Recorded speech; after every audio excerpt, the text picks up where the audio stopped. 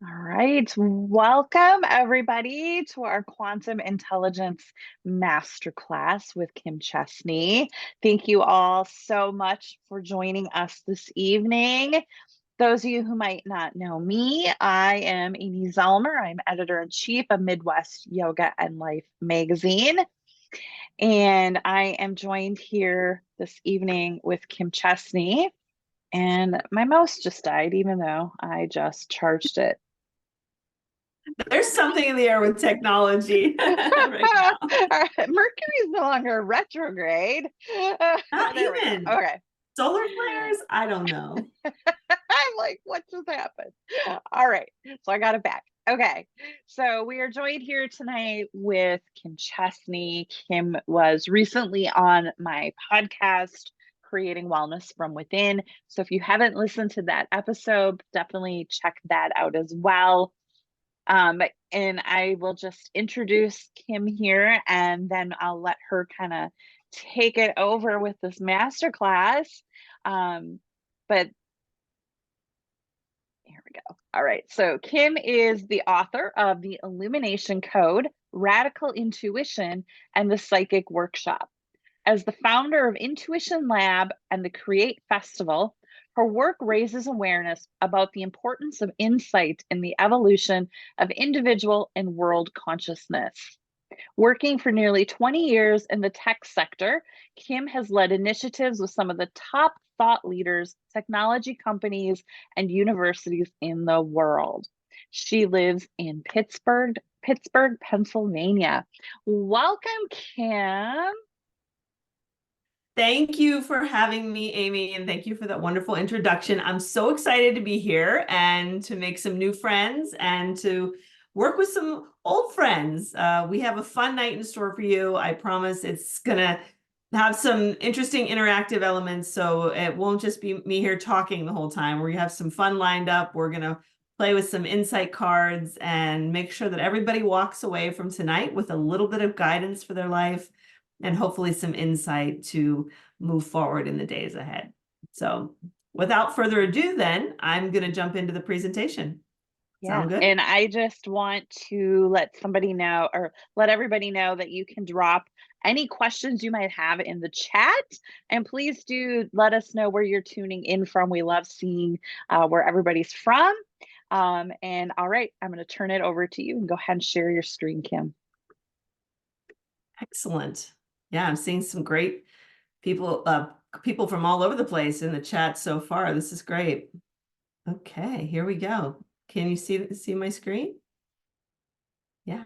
All right, great. So thank you so much for coming tonight for this Quantum Intelligence Masterclass.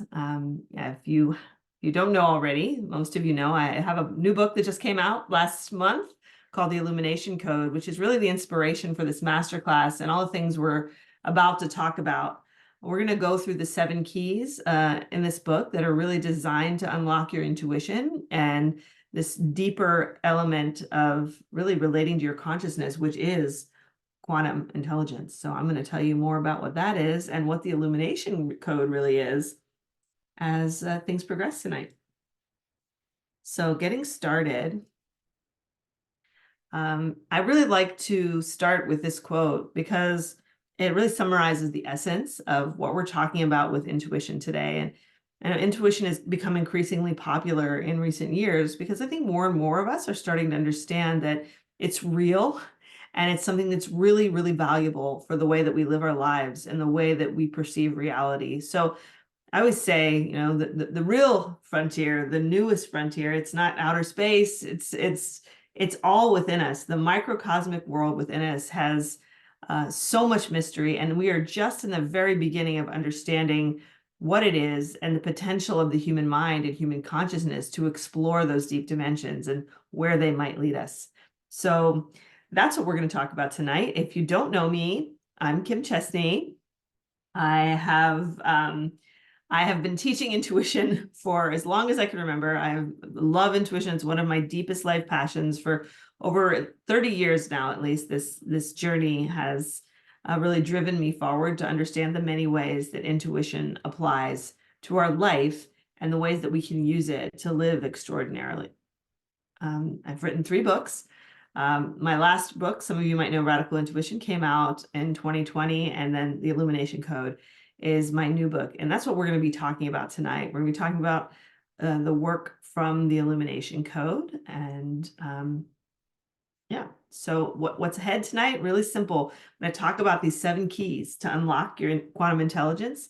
And we're going to do a very short insight meditation to get us into the intuition zone, sort of activate those intuitive pathways and get into the groove with our intuition. And then we're all going to get a message for the moment, a little bit of guidance for our life today.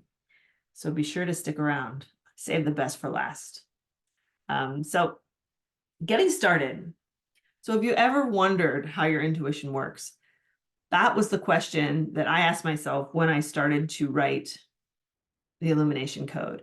After Radical Intuition, so many people had really started experiencing these extraordinary things that come along with intuition, the ability to know things or feel things that should be impossible. How is this actually working? How is it possible for us to know things before they happen, or to experience synchronicity with someone who's thinking about us, or to have experiences with past lives or remote viewing? How are these things actually working? That was the big question, because first we experience it and we know it happened, but then we have to understand, like, how does it happen? And it all came down for me to this question of understanding scientifically what modern science and physics is talking about with physics and this new generation of the quantum revolution. So I'm not sure how to get there. We go. So the real basis of what we're going to be talking about today is how important our intuition is and how it really holds the key to your true inner awakening on all levels: your spiritual awakening, your authenticity, discovering who you are and what you're made for. Your intuition is the key to the greatest mysteries of life. So we're going to talk about these 7 intuitive mind shifts, these keys that we can bring into our life to shift our perspective and really embrace intuition for what it is and own our innate power to learn from within. And this is all part of this expansion of consciousness that we're experiencing now globally, this call to greater awareness and to connection with our inner truth, and to recognize that there is a dimension within us that allows us to do these things that the world once thought were impossible. We know through science now that the things that we thought were impossible 200 years ago are exactly possible. Now, particles can communicate across vast landscapes. We didn't know that 200 years ago. You have a particle in New York City and a particle in LA that were once bonded. They continue to communicate even if they're divided by time and space. So these kinds of thoughts are really revolutionary and start to show us that there's a deeper dimension of life and there's something more going on there. And intuition is really the key to understanding how that touches us personally. It makes all of these theories that we hear about in science today actually turn into really personal relationships with our own inner dimension. So the first key we're going to talk about, the first mindset shift into understanding your quantum nature, your intuitive nature, your limitless nature, is that a part of you knows everything. Just think about that if you haven't already, that a part of you knows everything. You can call that part of you your higher self, your deeper self, your divine self, your sacred self. But there is an extension of this localized personal consciousness that we all have in this moment here in space-time that expands into greater awareness beyond it and has access to the future, access to the past, access to other places where we are not. So recognizing that our intuition is our connection to this part of ourselves that has access to all the wisdom, all the information in the universe. Which leads us to the question is, what is quantum intelligence? When I'm talking about this quantum nature and this quantum dimension, what does that really mean? Our quantum intelligence is, in fact, our ability to start thinking with our whole mind instead of being stuck in this little 3-dimensional reality where we think of things in a linear fashion and Newtonian physics where up is down and 1 + 2 = 3. The quantum dimension is full of magic and wonder and impossible things, right? Where things can communicate beyond time and space. And all of these supernatural experiences start to feel a lot more natural. So this intuitive connection within us is actually leading us to this microcosmic world of a new type of intelligence that's really rooted in the fundamentals of quantum physics. And this really is the secret to genius. And every great person in history who's done something extraordinary will tell you that their intuition is key, has been key, whether it's Einstein, Steve Jobs, Tesla, or the saints and seers and psychics of the past. All of them have recognized that intuition is really one of the crown jewels of our consciousness and one of the most important things to becoming extraordinary and pushing our consciousness beyond the limitations that we live with every day. So in the end, it comes down to this very simply. Intuition, it's not woo-woo, it's not something we made up, it's not something to be afraid of, it's not something that it's an old wives' tale or something that just women have. Intuition is for everyone, and it is part of our nature, and it is a quantum phenomenon. So we understand that intuition behaves by quantum principles, the way your regular thinking mind, your logical mind, behaves on the Newtonian principles of this reality. So all of the things that you look back on, all the things that were once labeled as a mystery or supernatural or, some sort of extrasensory perception, all of this is now starting to be explained by theories in quantum physics. And it's so exciting to see things like telepathy and synchronicity now having a scientific explanation. It's not impossible anymore. We understand that there's actual reasons that these things happen and that it comes down to this idea of the quantum field. So we live in a place that's of interconnectedness, not separateness, like we've been taught to think. So we're going to talk about for the rest of this program, and this is what I teach in pretty much everything that I do, of how these things like empathy, remote viewing, psychometry, even interdimensional life and past life recall, and all of those really juicy psychic things are actually now really embedded in ideas that are coming to the forefront in quantum physics today. So I like to have a little experiment for every key that you guys can do. Maybe not right now, but you can take it home, make a little note in your journal. If you have a journal or you're taking notes, it's a good time to get it out right now. And we're going to be working with that in a little bit. So be sure to have a pen and paper handy, at least for the end. One of the ways that you may have already been accessing the part of you that knows everything is through a simple practice of Lectio Divina. Have you ever just opened up a book and gone to a passage and had that passage somehow be just the passage that you need? Well, that's one way that the part of you knows everything. There's a part of you that knew where all the words were in that book and knew exactly what you wanted to hear and you needed to hear at that moment. And you intuitively were drawn to it and you read it. So this can actually become a really beautiful practice. You can integrate it in your life. You put out a sacred book or your favorite book that's full of guidance and wisdom. And, when you're having a time where you need guidance, or every morning during one of your rituals, you open it up and see what little message the universe has for you, or the part of you that knows everything has for you. So all of the things that we do here in the book, The Illumination Code, and that I teach in Intuition Lab, they all have personal applications to your life. My goal is to show you the quantum dimension active in your own life, how you can personally experience this magic. Don't just take it from me up here talking. I want to create opportunities for you to go out and witness it yourself.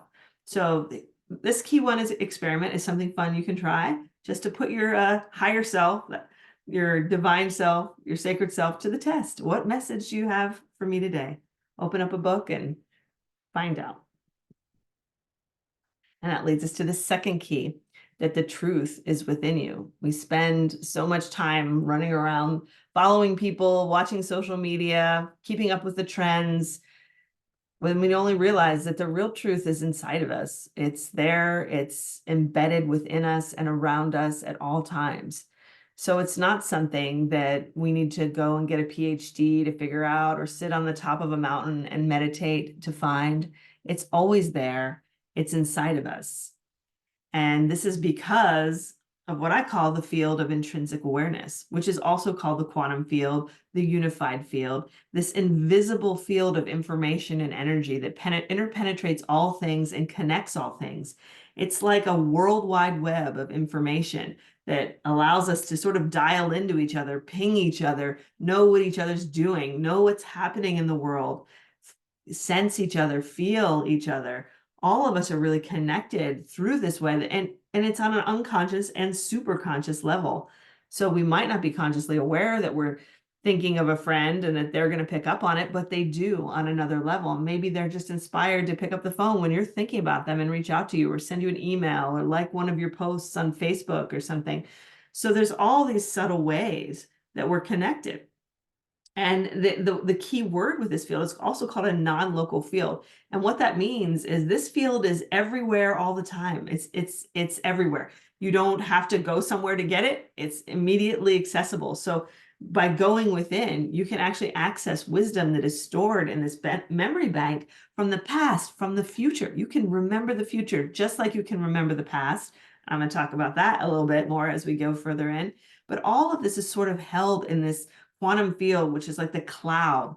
The computers are such a great analogy for this, where you can imagine all of the data of the universe, every event, every interaction that's ever had, every thought, every experience is stored and saved in this field, like the cosmic memory bank.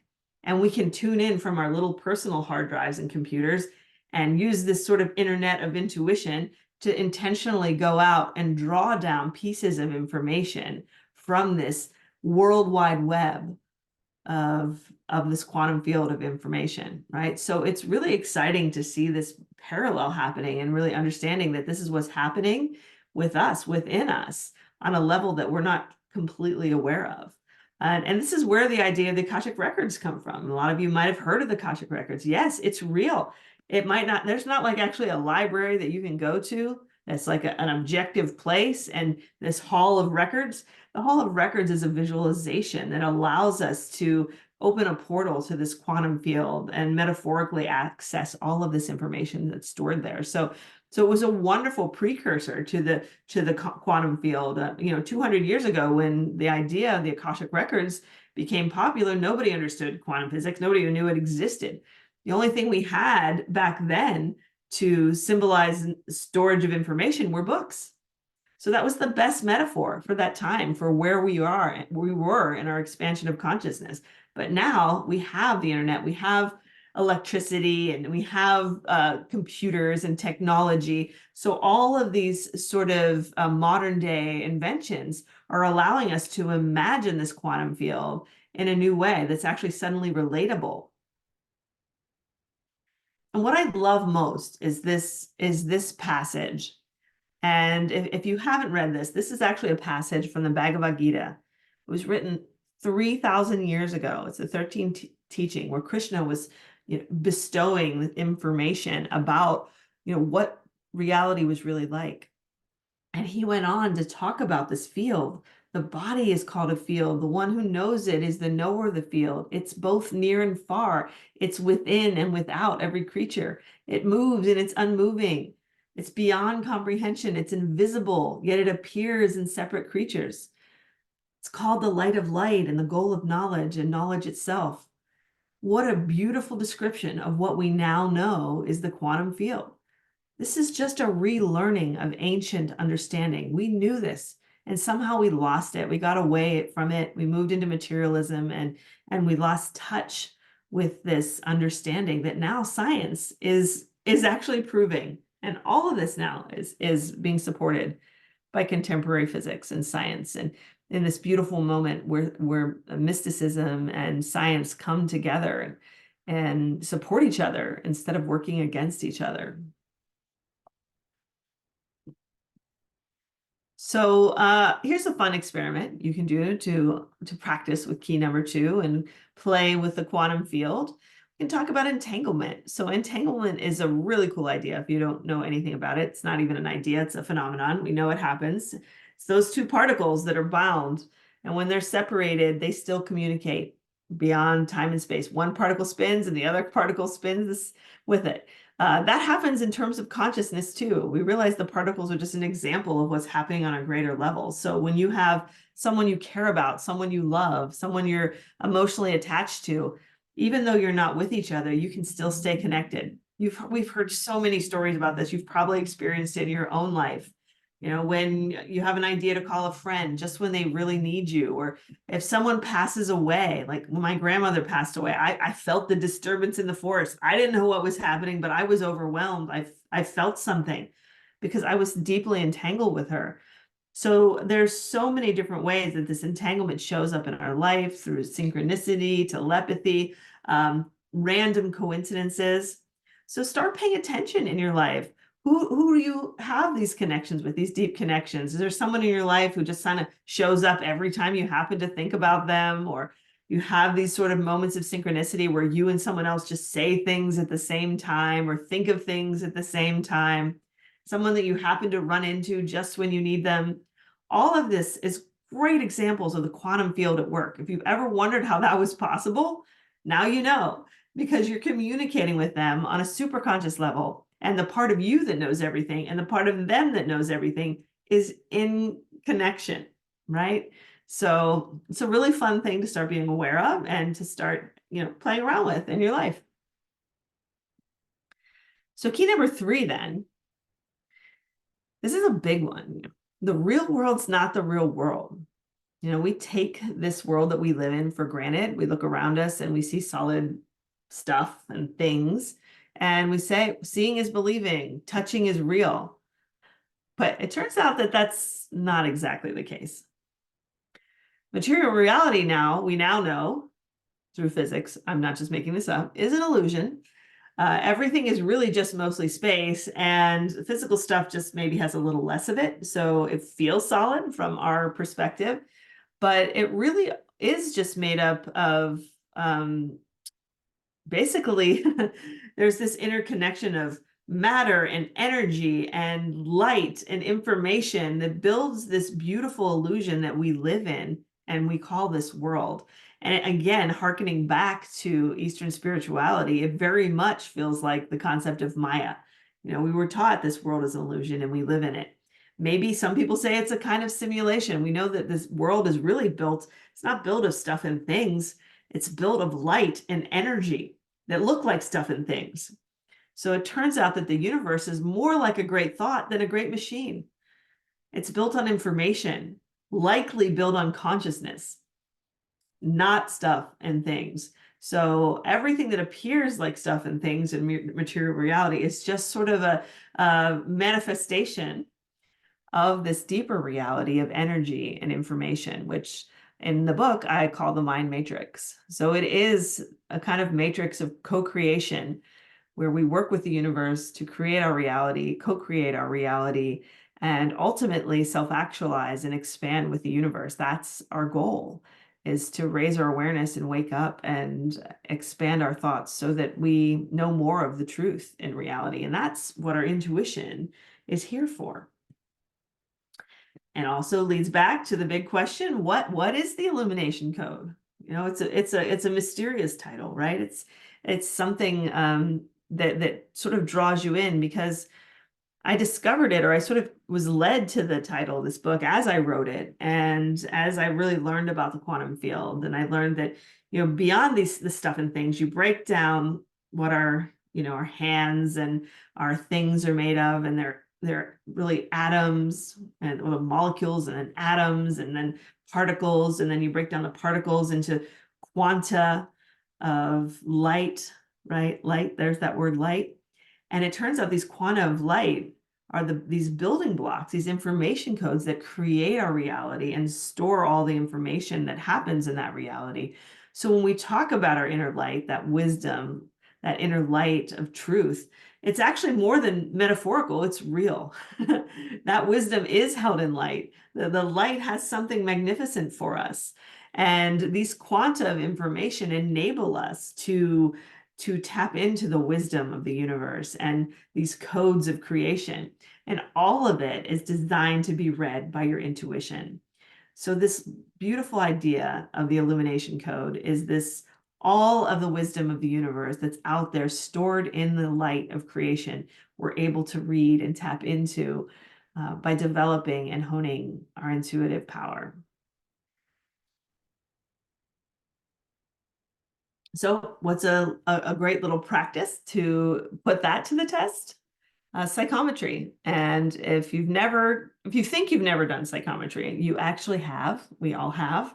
It doesn't necessarily have to be some woo-woo thing where we sit down and have psychic impressions from things we hold, although that is fun. We experience psychometry every day because the stuff and the things in our world are actually pick up information, embed information by the things they come into contact with. So there's more of a physical dimension to things that have also an energetic dimension behind them. So when clothes are a great example. Like, so have you ever just, you had like a sweater or a shirt that you wore for a long time, it was your favorite shirt, and then you go back to put it on like a year or two later and it just doesn't feel right anymore. Even though you like the way it looks and you look great in it, when you put it on, somehow it just, I don't know, it just doesn't feel right, right? So we kind of, give it away, put it in the back of our closet. And the reason for this is because all of the experiences that you were going through in those 2 years ago, or however long it was ago that you were really wearing that piece of clothing, embedded that energy into it. So you really feel like you're going backwards a little bit, because remember, our goal is to expand, and presumably year by year, we're expanding more and more. And this takes us back to a less expansive state. So it doesn't feel good. It doesn't feel resonant. It feels like we're going in the wrong direction. So we put on clothes and they make us feel good and empowered. It's encouraging our expansion, encouraging our relationship to be self-actualized in this moment. So clothes are a great way. So when the clothes you don't like your clothes anymore, when they don't feel right anymore, give them away to someone else. They might feel great to someone else, but it's just not great for you. And sometimes wearing other people's clothes feels great. Used to love wearing my friends' clothes. It would just feel better to wear their clothes because it was a different energy, and it was sort of, expanding my horizons, getting me out of my comfort zone, right? So it's all around us. Antiques, really, people who are highly intuitive sometimes have trouble with antiques because antiques hold so much information, especially the really old ones, of all the things that happened with their previous owners. Not that they're necessarily haunted like in the Ghost Whisperer, but they do hold that sort of energy imprint that it can be uncomfortable because, again, we're going back to a past time where we weren't as expanded consciously as we are now. You always also get psychometry in the jewelry that we wear, the houses that you go in. Have you ever been buying a house and gone into a house, beautiful house, but you go in there like, something doesn't feel right here? That's psychometry. You're feeling the energy of the house on the energy imprints, and through the quantum field that's enabled all of this stuff to be stored together and on a deeper level. So those are some fun ways that you can start to recognize the quantum field and this sort of mind matrix of reality interpenetrating this idea of physical and energetic bodies. And so that leads us to the fourth key. Your intuitive mind is limitless. So a part of you knows everything, and there's a part of you that can go beyond the boundaries of this world of time and space and experience deeper dimensions consciously. We can do that with our intention. How do we do that? How do we go beyond time? And this is a big idea, right? Time travel and premonitions and precognitions. We have a very curious relationship with time, and most of that is because in reality, quantum physics has taught us that there is no such thing as time. Time is just a byproduct of our being a singular point of consciousness and having a relative position where we can see in front of us and behind us in the great river of time. We're just this little boat that's traveling through from our unique perspective. But really, in that river, everything out there has already happened. It's happening now in the eternal now.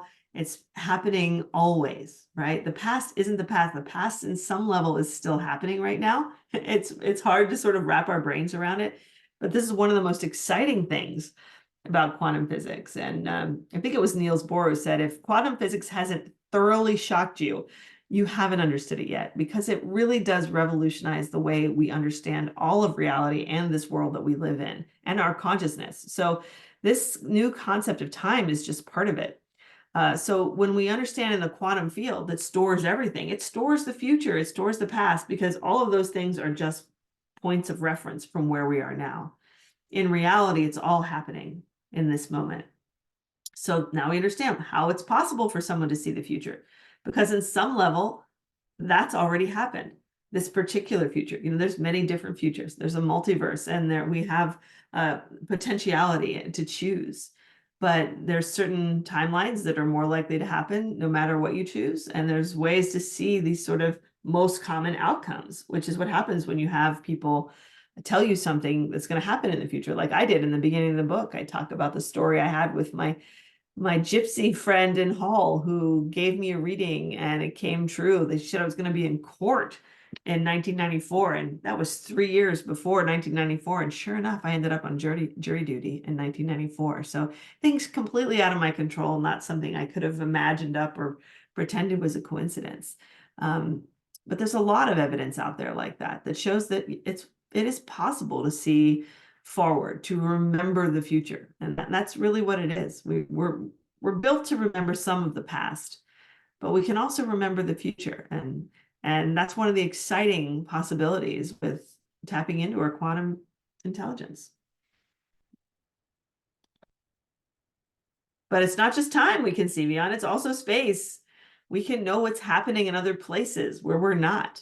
Right. So remote viewing is the biggest concept around that. And we know the government spent 20 years at least on remote viewing, and over $20 million invested in it. So it was working for somebody.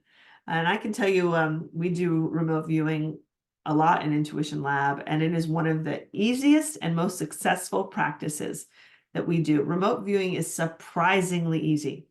And people are really intimidated by it because it seems so impossible. But once you really learn how to tap in and how it actually works, the first time I remote viewed, I was with my teacher. She said, draw the layout of my kitchen. And I just sat down and I just drew what I thought was the layout. And she showed me a picture, and it was exactly the layout of her kitchen. And, I don't have any super psychic powers. I was learning all this just like everybody else. But I found that, even the people who are the newest students that I work with can do remote viewing like that. You just tap into that field, and you can get all kinds of fun stuff. So I really encourage you to play around with remote viewing, and there's a lot of cool stuff that happens. So this is a great little exercise that you can do in your life. I call it remote previewing. So it's not like a big deal. You don't have to create a big production out of it. But sometime when you're going to a new place that you've never been before, just try to imagine in your head something like, what's the layout going to look like? What colors might be there? Are there any dominant colors? Are there a lot of people there? Tap into the place before you get there and see what kind of drop-ins you get. You're not going to have a full-on vision. That's where people get confused. They think I just need to close my eyes and have a complete vision of what everything is going to look like. No, that's not how it's going to work. You're going to get maybe like I did, a sort of outline of the shape of the room. Maybe you'll get an object that's in the room, like maybe there's a sculpture in the middle, and just get this kind of vision of a sculpture, or maybe everyone there will just look around. People are wearing red shirts, and you just got the color red for some reason, or you see all this red in the decorations, right? So you want to look for the little bits and bytes of information that download from this field, because right now we're just in the beginning of using our quantum intelligence, using our intuition. So we don't get this full bandwidth download. We're kind of like at AOL stage, we're dialing in, and it's kind of downloading one bit at a time. That's how our human intuition is. So we typically will get very small little bits, but they'll still be really relevant. And it's enough to show us that we're getting something. And then the more you turn into it, and the more you do this, the more you open up your bandwidth, and you start getting more of this stuff. And then you get really good at it, and it's spooky, but it's great, and it's wonderful.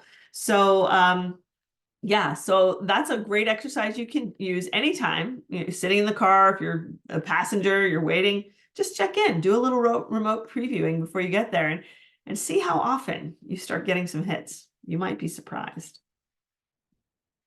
And key number 5. So intuition is your universal language. So this is really key, and this harkens back to my last book, Radical Intuition, where I spent a lot of time going over what intuition is, the pathways of intuition, and how to really develop it. But the long and short of it is that intuition really is the one language that we all share, no matter what language we speak. All living things, plants, animals, we have an intuitive connection to all life. So it's really interesting to explore how we can actually intuitively communicate on all of these different levels. So understanding that your intuition, it comes to you through different pathways. It speaks to you through your body and your mind and your heart and your divine spiritual connection. But it really comes to us in two essential ways, as information and energy. Remember when all of the particles boil down to those small pieces of quanta, they really interact as one thing. They're either a wave or a particle, right? And the wave is sort of the unmanifested potentiality, right? We're not sure where it's going to go. There's a piece of energy there and it's in motion. It's going to do something, but we're not sure where it's going to materialize. And then we have the particle that is materialized and comes into existence. So with our intuition and our information, we really can tap in to this sort of storage bank of information through our inner guidance system, and knowing the space around us is full of information to guide us. When you just know, oh, I should probably take a different way to work. I should go to work a different way. I'm not sure why, but I just have this idea. Well, the part of you that knows everything is probably picking up on the fact that there's a traffic jam the way you usually go. So it can read all that through the field, and it's telling you to go a different way. So you can choose to listen to that and have your life unfold with ease, or you can be like, no, I'm still going to go the other way, and then end up having to be late for work and sit in traffic and all that stuff. So we want to start listening to those nudges and those little intuitive prompts that come from within, from that part of ourselves that knows everything, right? And to get to those things, we have to sort of create spaciousness in our thoughts. We're so busy, we're on social media, we're running a mile a minute, doing so much in our life that it's hard for our intuition to get through. So if we want to get more of that information from nowhere, the stuff that arises from the quantum field, we have to get our mind out of the way. We have to slow down. We have to create spaciousness, because in that space between our thoughts, that's when those little intuitive downloads drop in. So those bits and bytes of information can fall into your mind. As long as you're thinking and you're feeling and you're overactive, you're on that hamster wheel, you create static, and your intuition can't receive those beautiful signals that are really trying to help you and guide you all the time. And so the other kind of guidance you can get, not just the wisdom and the information, we can get energy, we can get prompts. We are moved by our intuition. Our intuition, especially intuition of our heart, it calls us, it inspires us, it empowers us. It wants us to go out and apply intuition, right? So it's one thing knowing the guidance, but we can also be really inspired and moved to do things with our intuition. And I love the analogy that I was talking with Dr. Helena Waba from IONS, and she was talking about how we were all entangled in the Big Bang. And I love this analogy. And this is why we are, can still connect with each other and things to this day, because the Big Bang happened. It was in the state of stillness and singularity, and the world went into motion with the Big Bang and started to expand, but we were all one. So we're all still entangled on some level. All of us, everything, right? Even though we're expanding through the universe and all of this like chemistry and friction is happening to allow us to grow and evolve and manifest, we're all still connected. So recognizing that you don't just have an inner wisdom and inner guidance in your head, you also have gut feelings and passions and callings that move you intuitively through your heart. The creative energy within you that calls you to make the world a better place, to make your life a better place. It moves you to expand with the universe. And that's through the concept of resonance, right? We feel it. We feel resonance. It draws us forward. It expands us. And it's a beautiful feeling. So that's an experiment you can do in your life too. So you want to start thinking with your intuition. A great way to do it is embracing this idea of expansion and resistance, because your intuition is going to guide you always to a higher place, to a more expanded consciousness, to truth. Intuition is synonymous with truth. People ask me what happens when my intuition's wrong. I was like, well, that's impossible, because your intuition can never be wrong, because intuition is by nature truth. So when we're intuitively moved to do something, it's moving us to move deeper into that truth, to be more aware of that truth, to know our true selves, and to cut through the illusions of this world. We know this world's an illusion. People lie, people deceive. Even reality is a kind of deception in itself. So our intuition is really, really valuable for helping us navigate through this world of illusion and a supposed separateness by relying on our inner connection and our inner wisdom that really brings all things together despite the appearances of separation. So next time you're making a decision, say you're trying to decide what car to buy again, like, should I buy this car or that car? Look at it and say which one feels right, which one feels more expansive, right? Two life choices or relationships. Intuition is going to make you feel expansive, bigger, empowered, right? And if you're looking at something, you're feeling something, and there's a sense of resistance, then that's not your intuition, or that's your intuition saying maybe no, maybe pump the brakes a little bit on that one, right? So it turns out we actually make decisions a lot more than we realize by the way we feel. New studies have found that more often than not, people will make a decision based on how it feels than the pros and the cons. And that's because a part of us knows that part that guides us through feeling is actually highly intelligent. And it's not just some whim that we're feeling these ways. It's because it has access to information that's way beyond us, a whole world more of information than we have access to with our little local thinking center here. So employing this kind of resonance and expansiveness as that cosmic yes, resistance and sort of closed downness as the cosmic no. You can use that system to help navigate your life, make choices, guide your way as you continue to co-create with the universe. And then key number 6, impossible things are possible. That is one thing that the quantum revolution has taught us, particularly in terms of intuition. Consciousness, we know now, is not a function of our brains, right? And that's something that anyone throughout history who has had a lucid dream or has astral projected or had any of those sort of traveling experiences and through the other realms, they'll tell you that it is 100% possible to be aware and conscious in a place where your brain is not. Anybody who's had a near-death experience will tell you that. So it's not just the result of centuries and centuries of personal testimonials, and I've experienced this myself as well. This is now being reinforced by science. We understand that the quantum field is where the information is stored, right? It's the sort of non-local hard drive. Our local consciousness is just a local hard drive.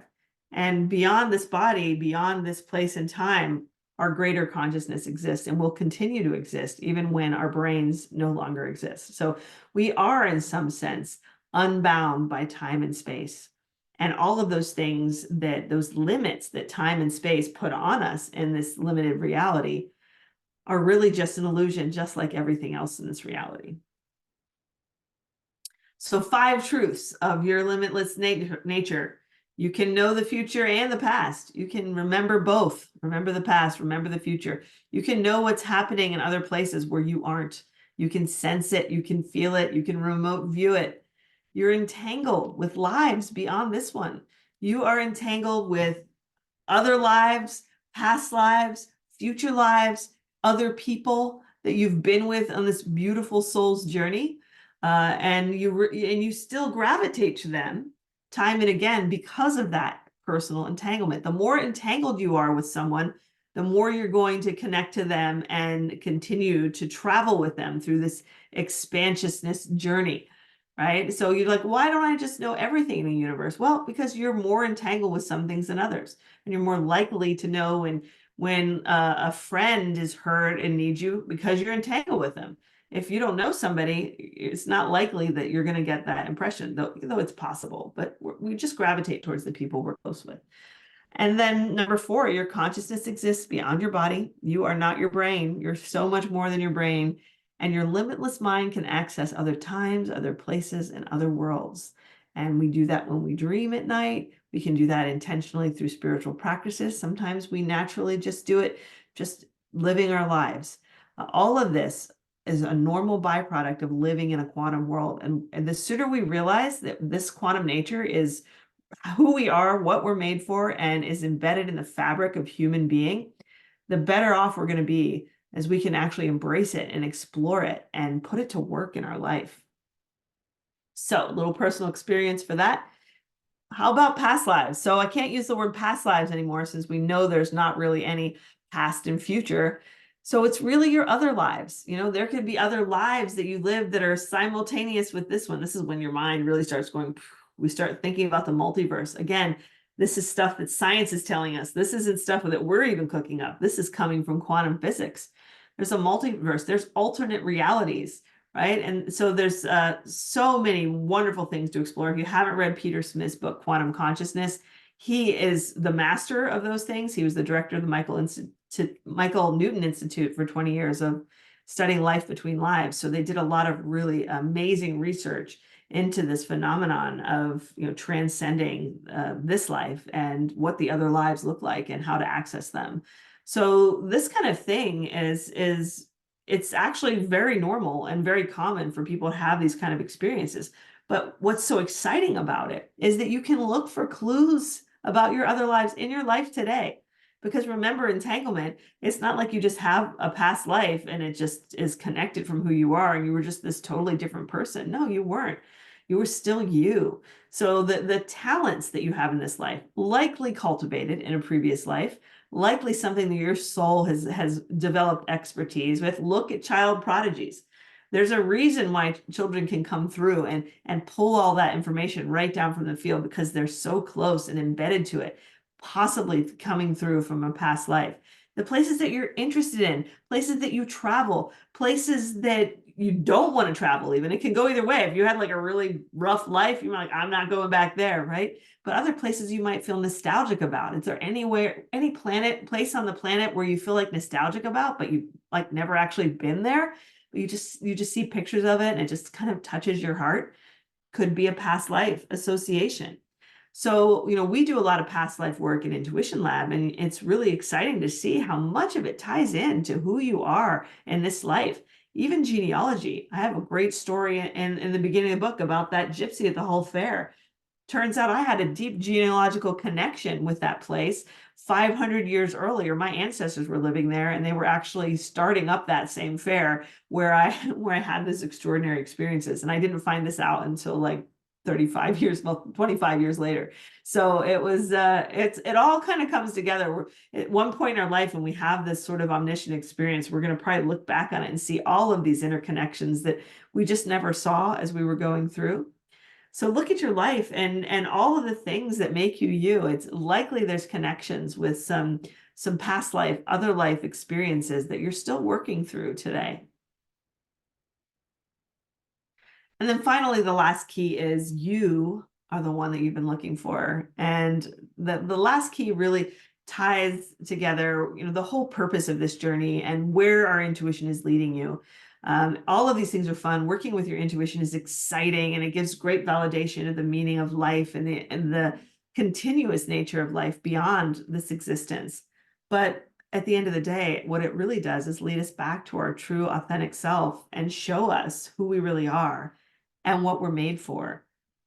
And this is the return to the wholeness of being. Somehow we come into this world of illusion and we're separated and we don't really understand why we're here and the higher meaning of our existence. And it creates depression and anxiety, and it gives us this feeling of being lost.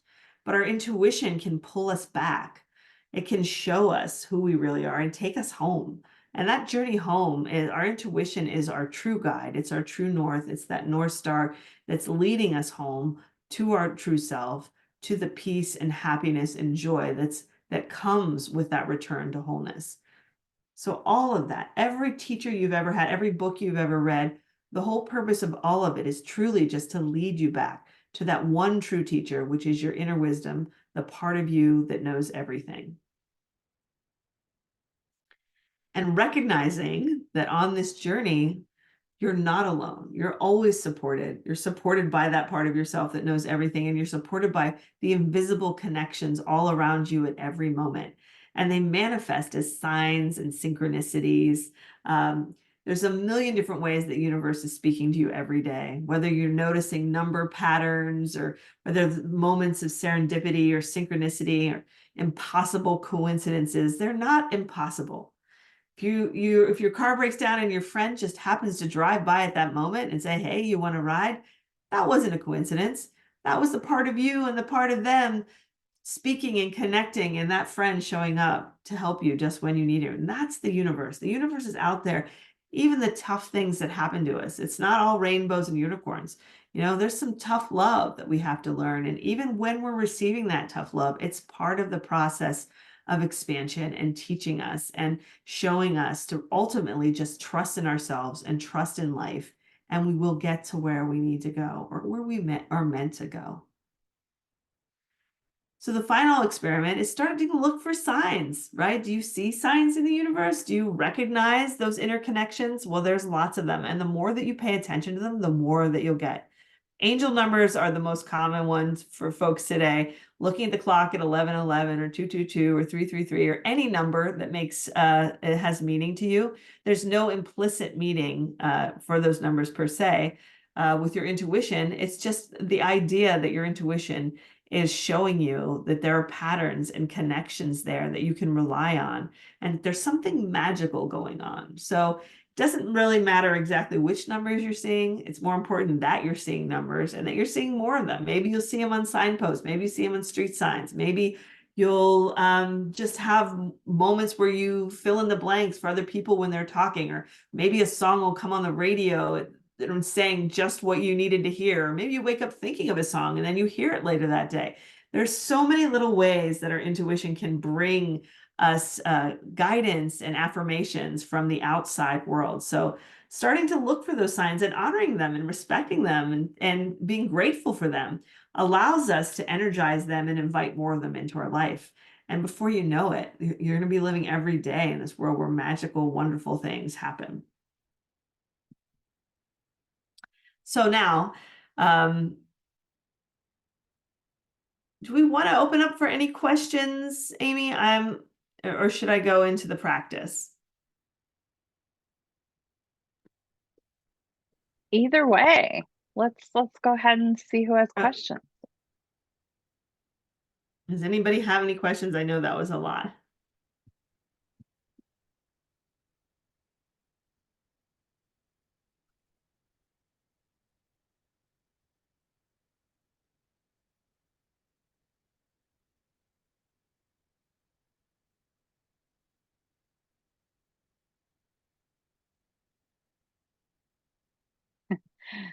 One of the Kim Chestney said that was a lot trying to absorb. That's funny because I did just say that was a lot. So that's sort of funny. Yeah. Yes, it was a lot. Oh, is there a difference between what the universe is trying to tell you and what you think you want? Yeah. And that's really one of the keys to working with your intuition is recognizing the difference, right? So we have to be really careful that when we're following our intuition, that we're really following that true north of our inner guidance versus our own sort of wishful thinking or our fears, right? There's a lot of different things that can be motivating us. So I always tell people really to, just check in with yourself and make sure that you're in that sort of calm place of peace and power. Your intuition will always guide you from that place, because that's really what intuition is, that truth, that abiding calm of truth. That's how intuition actually feels. So if you're feeling anxious or afraid or like super excited, it might be good to step back and say, okay, this might not be my intuition. I'm going to check in and see if this abides, because that's the other thing about intuition. It abides. It doesn't change. If it wants to give you guidance that you should, like, I don't know, go get a new job, that is going to keep coming and it's going to keep staying there. It doesn't disappear. So there's some qualities in both books, Radical Intuition and the Illumination Code. I have outlines of the difference between real genuine intuition and things that aren't intuition that we confuse with intuition. So it's a matter of getting to know your intuition and feeling the difference. And then the more you use it and the more you have those successes with your genuine intuition, then the more you can trust that and know that you're actually listening to the right thing. So that's a great question. And then Leanne, I guess this is more of a comment. I like your point about how does it feel, expansive or restricting? And Yeah, that's a then great. Ruth Ann asked, where did you get trained? Who are your teachers? Yeah, so actually my teachers, many of them have passed on. They were older than me. So I grew up, I started developing my intuition. Well, my first book came out in 2004, and that was sort of after I had really gone through most of my intuition development at that point. And I was brought up in this spiritualist tradition where I learned mediumship and really the sort of deep psychic stuff. I had had many psychic experiences throughout my life, so it really was sort of a personal journey for me to understand it. And at the same time, I was working in technology and in the arts, and it took about 20 years for my worlds to come together. But eventually, we started to realize that intuition is part of every single thing we do, whether it's the psychic world or the business world or our personal relationships. It's all key, and it really is the secret sauce to living our best life. So, yeah, so I really came up through that tradition, through my own personal experiences, and the universe just led me forward from here. My influences are Paramahansa Yogananda. I think he was one of the first real people that I really studied deeply with the SRF, and really learning the sacred nature of intuition. On the more sort of religious side, I love the saints and the mystics, Saint Teresa of Avila, Thomas Aquinas, even C.S. Lewis I think is wonderful.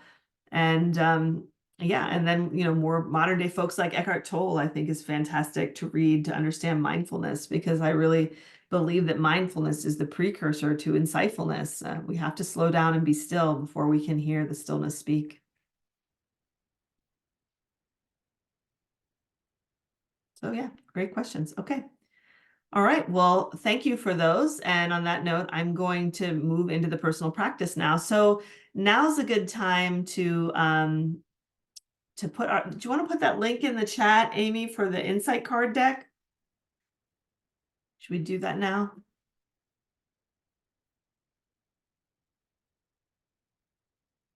So thank you. So if you're on a desktop or you have the ability to open up a link to pull a card, we're going to do a little insight card practice. If you don't have the ability to do that, I'll pull a card for you at the end.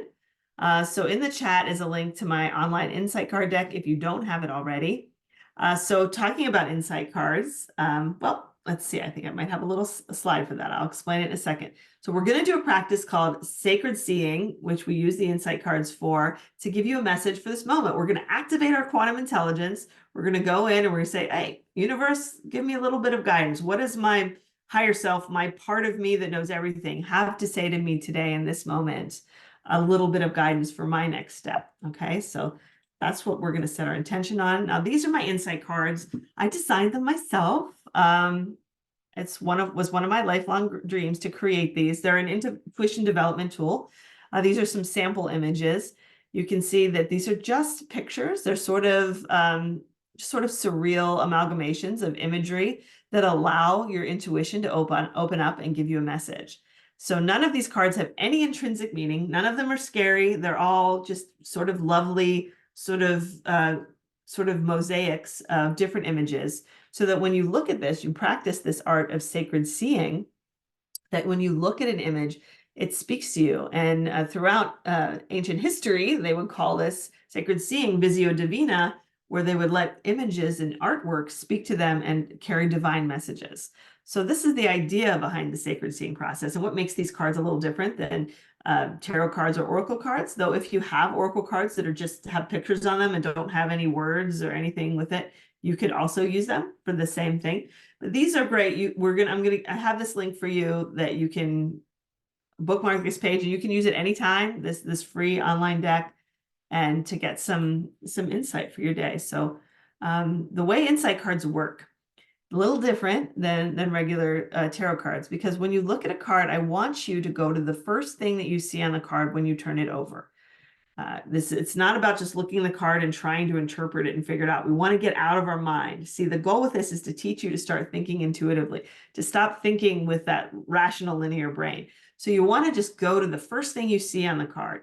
If you turn it over and you see a mushroom, you start at the mushroom. And you think, oh, okay, so what does this mushroom kind of mean to me? You're kind of intuitively will get a sense. You don't have to think at all. And then just let your intuition sort of use that resonance, that expansiveness, that resonance. Just follow your eye for the card. And you'll see this card will start to tell you, it'll start speaking to you, to metaphorically tell you a story. It's really cool. So just remember, we're just going to turn over the card, go to the first thing you see, connect that with something in your life intuitively, and notice what else happens. You might have phrases drop into your head. You might have feelings in your body. You might have other thoughts or ideas that start to drop in all around this card. So this card's just a little portal to open up this conversation with your intuition, and then all the different stuff will happen. Even if you've never done this before, even if you don't know anything about intuitive development, it works. If you get stuck doing it, sometimes it's because you're here in public or there's pressure. It's sort of like, performance anxiety to do this in front of other people or in the same space with other people. If you can't get anything, just try it again when you get home, when you're by yourself. You'll see it's just, as long as you open up and let it happen, it works like a breeze.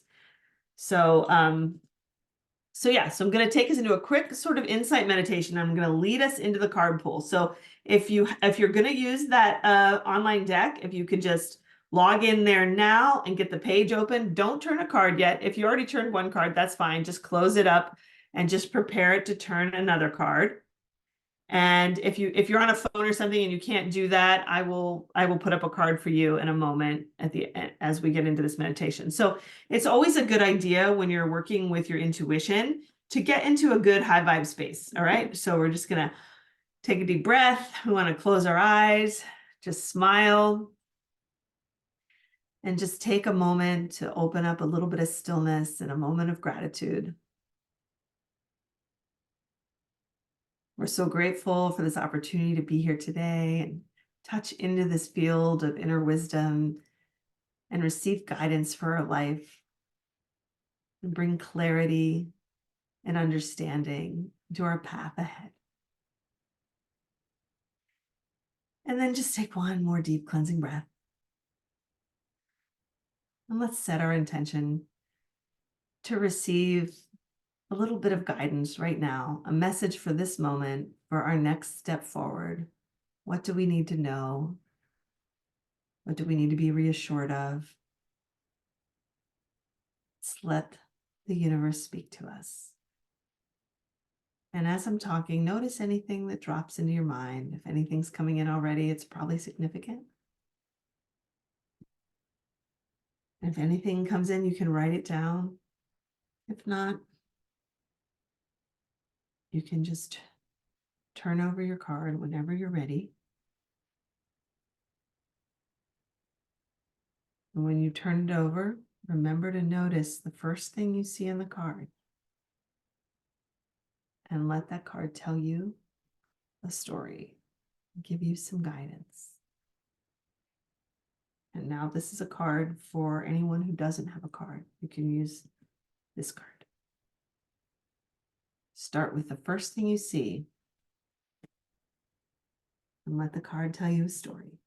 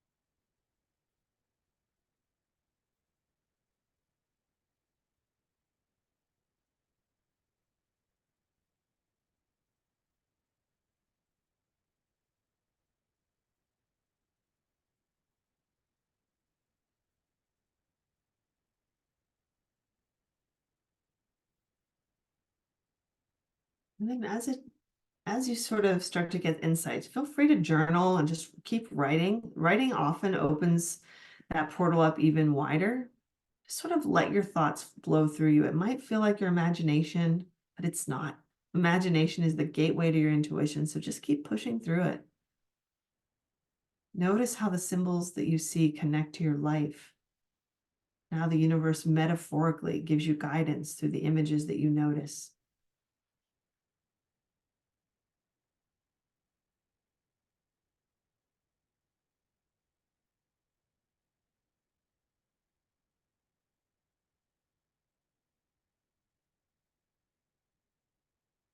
And when you're done, maybe you could just pop in the chat if it worked for you, or if just a little something, so we know when folks are finishing up, and kind of open things up for Q&A. Take your time. If you're getting some good insight, take your time with it.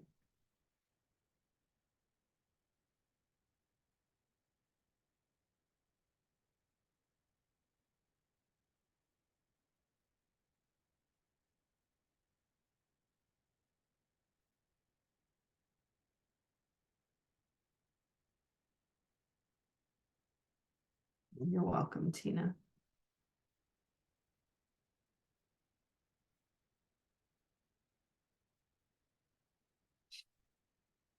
Angels are watching over me. Yes, they are, Kim Corbin. Yes, they are.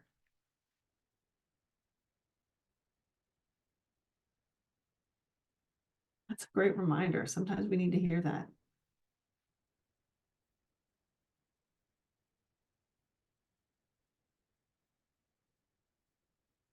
All right. I also recommend, if you're using the on-screen card, you can take a screenshot of it and keep it and work with it, because we're going to exit out of the screen share here in a moment. Now's a good time to take a screenshot if you want to keep working with this card I have on the screen.